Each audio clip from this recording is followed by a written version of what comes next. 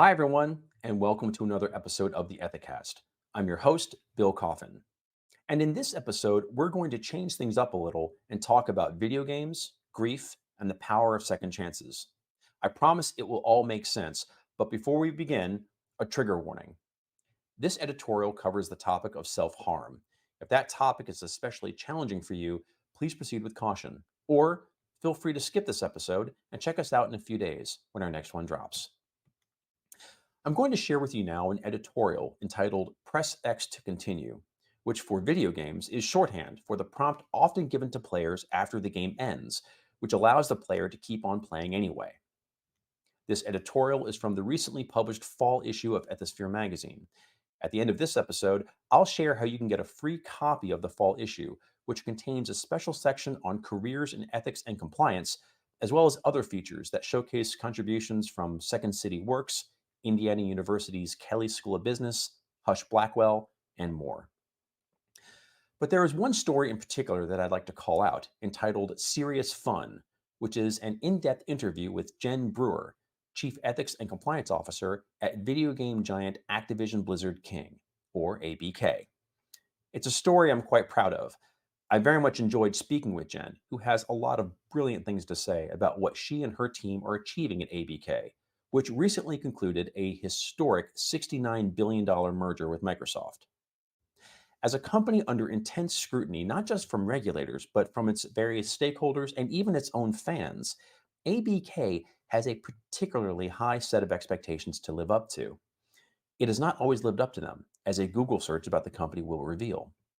I was aware of that when I interviewed Jen, and I was not particularly interested in addressing those things because that wasn't the point of the interview, and it still isn't. But it is worthy of an explanation, which brings me to my editorial. And now, press X to continue. In 2009, I lost my brother Tom to suicide. At the time, he was living in Atlanta, Georgia, and I was living in New Jersey. We primarily stayed in touch through the chat function of World of Warcraft, a massively multiplayer online role playing game published by Blizzard.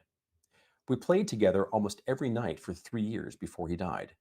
I played the game without him for another two after he was gone.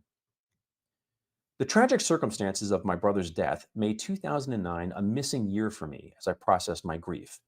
It was not easy, and as time went on, I became more and more fixated on the fact that the character my brother played in World of Warcraft, the avatar by which I visually identified him so many times, and in fact was the form in which I saw him last before he died, was in a kind of digital limbo now that nobody would ever log into his account ever again.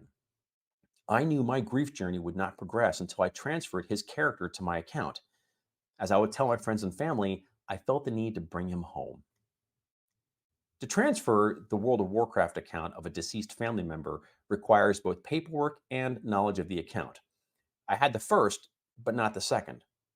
Suddenly, Blizzard's excellent track record of protecting customer data put a roadblock before me. As I spoke with Blizzard customer service reps to explain my problem, I was struck by their enormous empathy and professionalism as they tried to help me get access to my brother's account without violating their own data privacy standards. Eventually, we found a compliant way to transfer my brother's account to my account. The day I logged in and found Meester the Troll waiting for me, it was like walking into a room and finding my brother there, alive and well again. I burst into tears. My healing journey had finally begun. I share that story with people whenever Activision Blizzard King comes up in conversation. When I got my opportunity to do a story on ABK, some of my gamer friends who had pointed opinions about the company challenged me on it. Why should I give Activision Blizzard King a platform, given its history of toxic workplace allegations? It's a fair question. The answer is easy. No company is perfect. ABK isn't. Many companies have dark moments they must work through. ABK does. But when organizations are genuine and passionate about using the painful lessons they have learned to build a better culture for everyone, as I believe Activision Blizzard King is, then that story deserves to be told. And I was excited to tell it. Activision Blizzard King is in the business of making games. And games are a funny thing. They provide entertainment, but they can also make the world a better place. World of Warcraft wasn't designed to help people grieve any more than Tony Hawk's was designed to save lives, which it has by making helmet use during skateboarding look cool. Call of Duty and Overwatch weren't designed to help people stay close to each other and provide mutual support during the COVID-19 lockdown, but they did.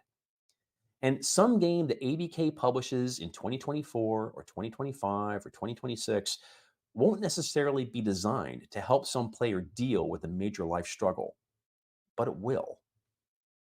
It's easy for us to judge an organization that has fallen short of our ethical expectations.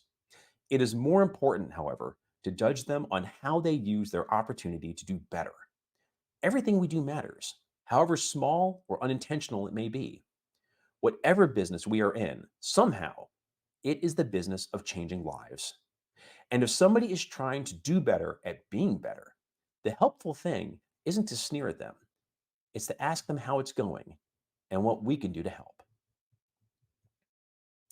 This editorial is taken from the fall 2023 issue of Ethisphere Magazine, which is available now for free download. To get your copy of this issue, please visit magazine.ethisphere.com and hit that magazine cover graphic you'll find waiting for you. I'm Bill Coffin, and this has been the Ethicast.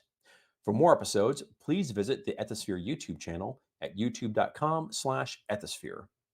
And if this is your first time enjoying the show, please make sure to like and subscribe either on YouTube or on our podcasting platforms at Apple, Spotify, Google, and Amazon Music. And to learn more about values-based leadership, ethical business culture, and the social license to operate, please visit the Ethisphere Resource Center at ethisphere.com. Once you're there, hit the Resources tab for a wealth of helpful videos, reports, presentations, and more. Thanks for joining us. And until next time, remember, strong ethics is good business.